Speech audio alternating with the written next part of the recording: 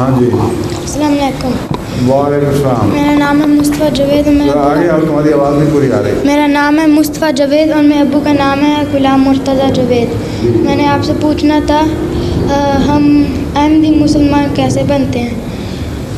हज़रत मसीह मौऊद अलैहिस्सलाम को जो खुदा की तरफ से भेजा हुआ इमाम मान जाए, जो ये मान जाए कि हज़रत सल्लल्लाहु अलैहि वसल्लम ने जिस महदी और जिस मसीह की पेशगोई की थी वो आ चुका है और मसीह मऊद वही महदी और मसीह हैं, वो अहमदी हो जाता है। समझ गया?